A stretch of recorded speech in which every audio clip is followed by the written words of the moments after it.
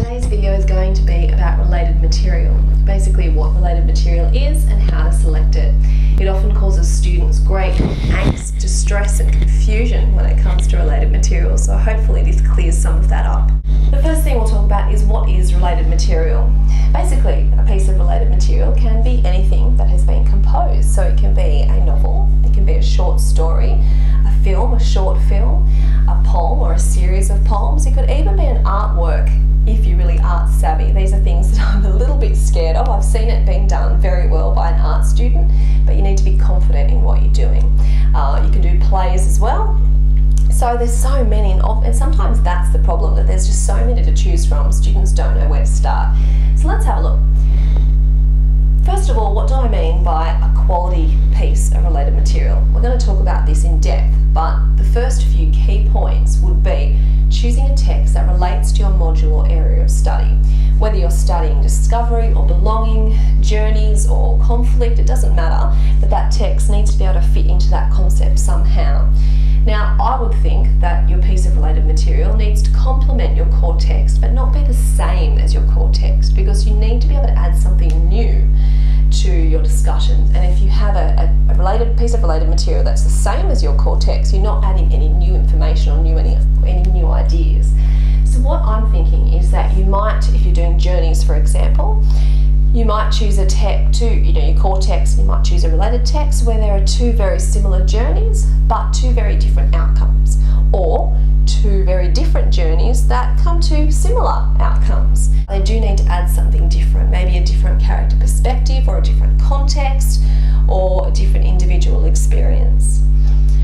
They also need to have enough depth and complexity in them, so they need to be analysed really well, and we're going to talk about that in a few minutes, about having two sort of boxes, if you like, of texts that you read for pleasure and fun and texts that are appropriate for analysis in English. Some of them cross over, some of them don't. So we need to keep in mind that the texts that we enjoy may not always be appropriate for studying English. Choose something you like, choose something you're passionate about. This is your chance to study something that you're interested in. So think about genres you enjoy and explore those things. The first thing that might be a good idea is to have a look at the HSC prescriptions list. Now, very importantly, not to take a text from that list.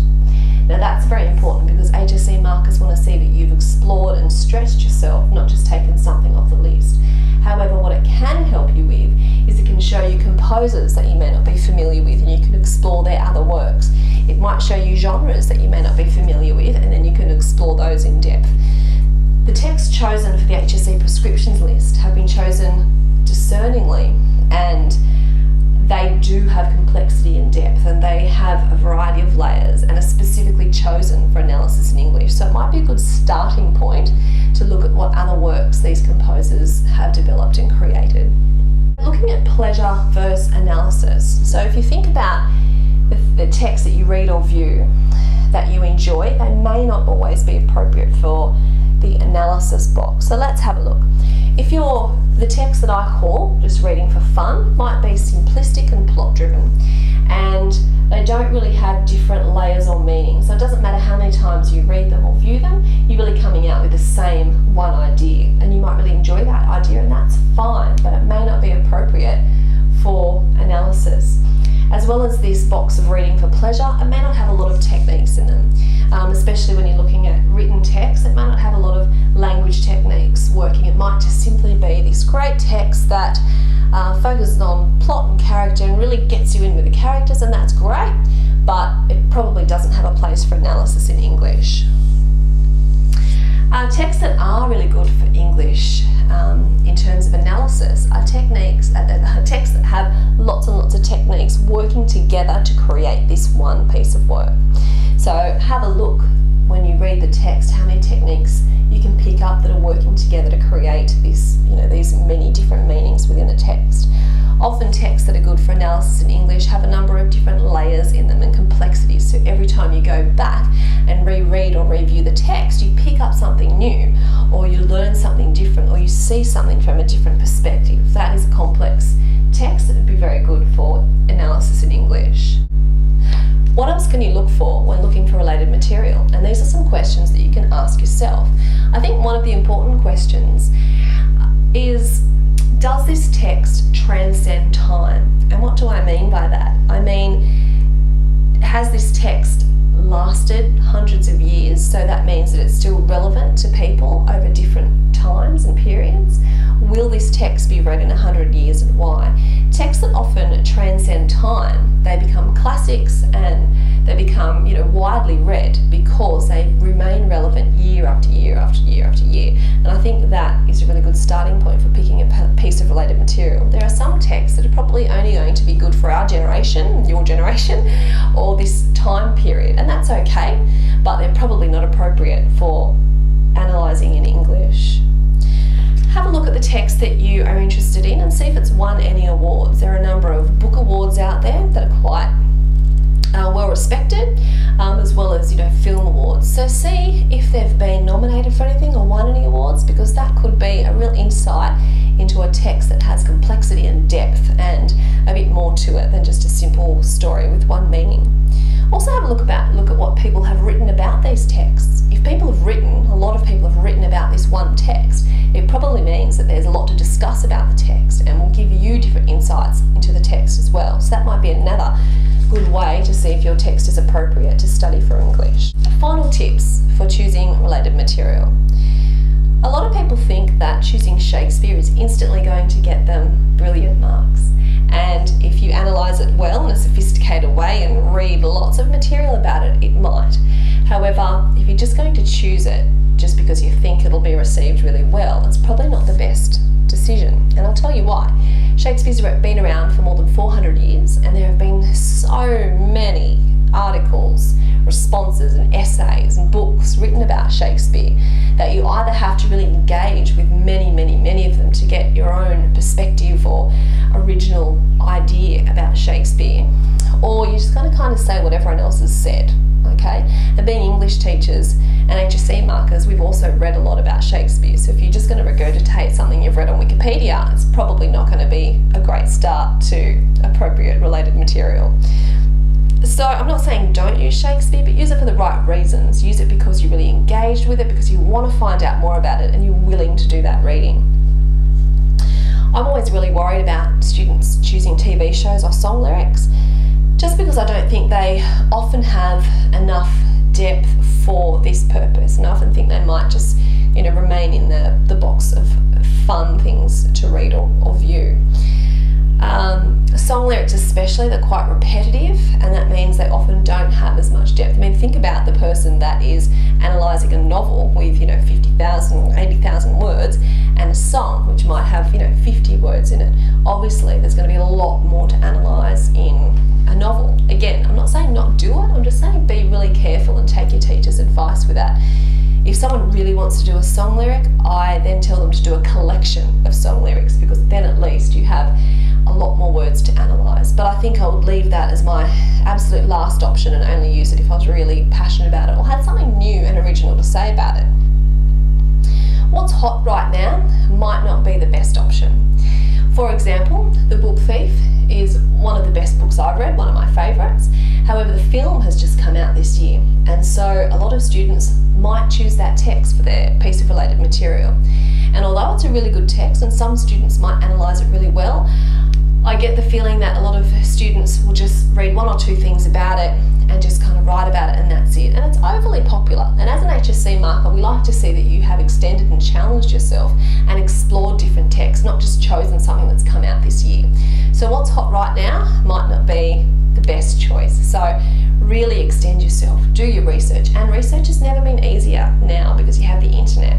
So you can just go online, see what other people have done, go to the Board of Studies, the BORED version, and see what other students are doing. Talk to your teachers, research the classics, have a look at the HSC prescriptions list, have a look at things that have won awards, and they're really good starting points for you. Go outside your comfort area, have a look at foreign films, independent films. Often these films are so interesting and have really, crazy different ideas that aren't in mainstream feature films. So have a look and explore these things. Have a look at anime. Have a look at things that, you know, might be outside your comfort zone and therefore are original. As an HSC marker, you know, you're in this room for hours and hours and hours marking, and when you see something original, something a little bit different, something you can see that, wow, they've really taken the time to research and find this text. Obviously it needs to be analysed well too, but there's a really good feeling about that immediately than just something that has, you know, come out this year at the movies and I'll just do that. So keep that in mind. Know the techniques of your text and know why they've been put in. They're no accident. Novels and films, they take a really, really long time to develop and create. So nothing in there is accidental. I've heard of authors writing 10 or 12 drafts of a novel before they finally give it to the publisher, and then it still gets edited. So nothing in there is by accident. And students say, oh, do you think the author or the composer or the editor has really, you know, analysed every single word? Yeah, I actually think they have, because writing a novel, you don't do it in 2 hours. You know, you often hear writers writing novels, you know, over a 7-year period or something. So every word in there has, you know, blood, sweat and tears on it. So respect the composer by analysing all the techniques and then finding out why they've been put in the text. You really need to be prepared to reread or review your text a number of times before the HSC. That's the only way you're going to really engage with the text and be able to analyse the techniques in a really sophisticated way. So make sure you choose a piece of related material that is interesting and engaging to you, as well as appropriate in terms of analysis, because you should be rereading and reviewing it a number of times. And if it's text you enjoy, well then it's no problem, because you enjoy it and you'll learn something new or see something different each time that you revisit it.